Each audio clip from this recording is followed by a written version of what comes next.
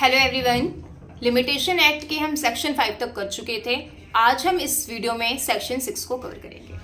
सबसे पहले जैसे हमने देखा कि जो हमारा लिमिटेशन एक्ट है ये काफ़ी जगह पर अप्लाई होता है और काफ़ी जगह पर अप्लाई नहीं होता है। तो उसी तरह से यहाँ पे कुछ एक्सेप्शंस हम देख रहे हैं कि कई जगह पर ये एक्सटेंशन देता है, कई जगह पर ये एक्सक्लूड करता है टाइम पीरियड को। तो जो हमारा सेक्शन 6 है, सेक्शन 6 बेसिकली बात करता है लीगल डिसेबिलिटीज के बारे में। थोड़ा इसको समझते हैं।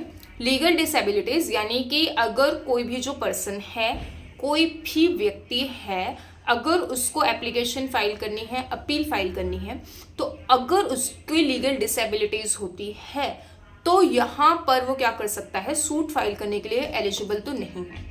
तो आगे कैसे पूरा प्रोसीड करेगा वो पर्सन, यहाँ पे देखते हैं। सबसे पहले ये अपील पर अप्लाई नहीं होता, सूट और एप्लीकेशन पे अप्लाई होता है। यहाँ पर सूट और एप्लीकेशन पर ये अप्लाई होता है। सबसे पहले ये समझना जरूरी है कि लीगल डिसेबिलिटीज किनको मानेंगे, क्योंकि यहाँ पे नॉर्मल वर्ड सिर्फ डिसेबिलिटी नहीं है, लीगल डिसेबिलिटीज है। तो लीगल डिसेबिलिटीज यहाँ पे माइनर, इनसेन पर्सन और इडियट पर्सन, इन तीनों पर्सन को यहाँ पे क्या बोला गया है, लीगल डिसेबिलिटी में इनको इंक्लूड किया गया है। अगर कोई पर्सन जो है वो कॉज ऑफ एक्शन इसका इस दिन अराइज हो रहा है, प्रेस्क्राइब पीरियड उसका इस दिन है, तो कॉज ऑफ एक्शन जो है उसका इस पीरियड में अगर कोई भी उसको लीगल डिसेबिलिटीज आती है तो यहाँ पर वो क्या कर सकता है, सूट का फाइल करेगा जब उसका जो यहाँ पे जब उसकी लीगल डिसेबिलिटीज ठीक हो जाएगी। ठीक है, तो लीगल डिसेबिलिटीज मान लीजिए, इसको अब हम इस एग्जांपल से समझते हैं। अभी इसी एग्जांपल को कंटिन्यू करते हैं। ये कॉज ऑफ एक्शन इसका राइज हो रहा है, यानी ये रिकॉर्डिंग पीरियड है, रिकॉर्ड पीरियड है। ठीक है, ये पीरियड जनरली एक्सक्लूड होता है। यहां से प्रेस्क्राइब पीरियड ये रहा है। ठीक है, अब उसकी जो लीगल डिसेबिलिटीज आती है वो यहां पर आती है। ठीक है, यहाँ पे इसकी लीगल डिसेबिलिटीज आती है और लीगल डिसेबिलिटीज इसकी प्रिस्क्राइब पीरियड होने के बाद तक चलती है। ठीक है, अब यहाँ पर उसकी लीगल डिसेबिलिटीज, इसकी डिसेबिलिटीज ठीक हो जाती है, सीज्ड बाय डिसेबिलिटीज। ठीक है, तो अब ये जो उसका पीरियड है, ये इतना पीरियड जितना भी लीगल डिसेबिलिटीज में वो रहा है वो सारा पीरियड एक्सक्लूड हो जाएगा, एक्सटेंशन नहीं, एक्सक्लूड हो जाएगा। और ये पूरा एक्सक्लूड होने के बाद जब उसकी डिसीज ठीक हुई है, डिसेबिलिटी खत्म हुई है, उसके बाद उसका पीरियड रन करना शुरू करेगा। यानी इस मान लीजिए 3 साल का उसका लिमिटेशन पीरियड था, 2 साल के बाद आफ्टर 2 years 3 साल का लिमिटेशन पीरियड था। 2 साल के बाद उसको लीगल डिसेबिलिटीज जो है वो उसको लीगल डिसेबिलिटीज होती है और उसकी लीगल डिसेबिलिटीज भी 2 साल तक चलती है। अब लीगल डिसेबिलिटीज 2 साल तक चलती है, 2 साल के बाद उसकी लीगल डिसेबिलिटीज ठीक हो जाती है। तो लीगल डिसेबिलिटीज शुरू होने से पहले जो है उसके पास 1 साल का टाइम पीरियड बचा था, तो लीगल डिसेबिलिटीज ठीक होने के बाद उसको उतना टाइम मिलेगा। ठीक है, अब इससे रिलेटेड यहाँ पे इसका जो आप सबसेक्शन फर्स्ट पढ़ेंगे, इसके लास्ट में एक लाइन है कि he may institute the suit और make the application within the same period after the disabilities has ceased as would otherwise have been allowed for the time specified thereafter in the third column of the schedule। तो इस limitation act में schedules given है, तो schedules में यहाँ पे सबका time period दिया गया है, तो ये चीज आपको थोड़ा ध्यान रखनी है। अब इसके बाद यहाँ पे इसका सबसेक्शन 2 बिल्कुल इजी है, इसी की तरह है। यहाँ पे ये बोल रहा है कि अगर जो डिसेबिलिटीज है वो मोर देन 1 है। ठीक है, ये कॉज ऑफ एक्शन है इसका, ये प्रेस्क्राइब पीरियड है।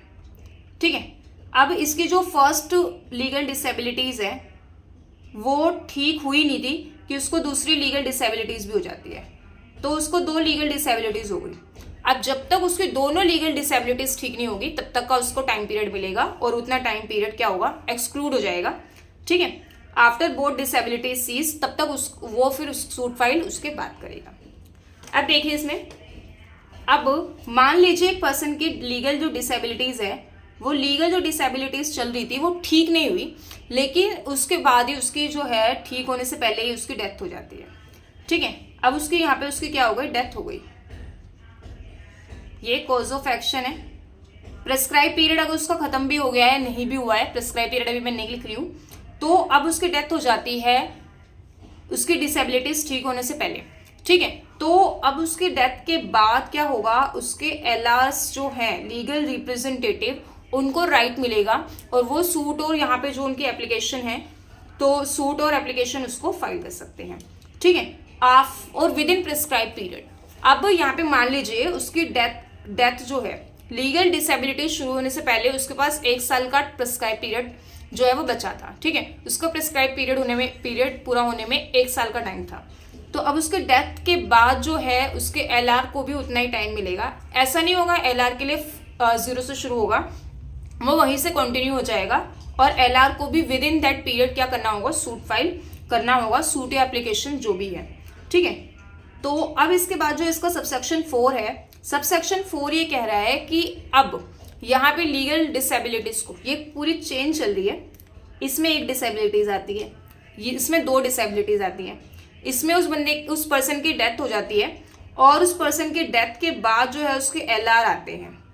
अब एलआर की भी लीगल डिसेबिलिटीज हो जाती है, एलआर को भी लीगल डिसेबिलिटीज हो जाती है।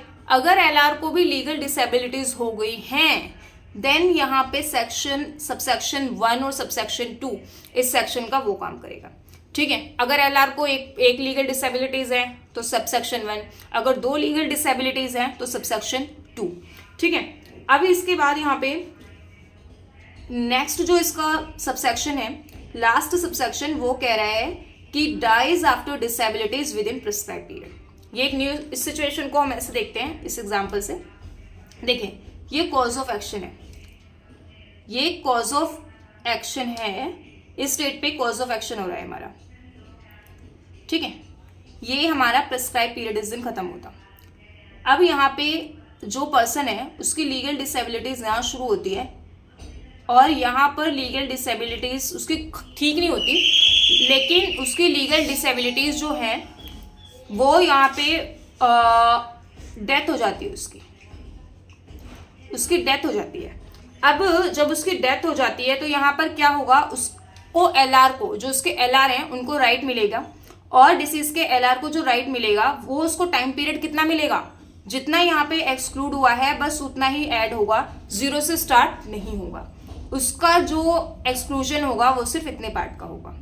देखिए इसमें लिखा है LR with in such period, जितना पीरियड यहाँ पे डिसीज के पास था उतना ही पीरियड उसके एलआर को मिलेगा। इसमें एक छोटी सी एक्सप्लेनेशन है, इसकी एक्सप्लेनेशन ये कह रही है कि माइनर कौन होगा, तो माइनर को यहाँ पे चाइल्ड इन वॉम, इसको भी माइनर कंसिडर किया गया है। So that's all for this video, thank you.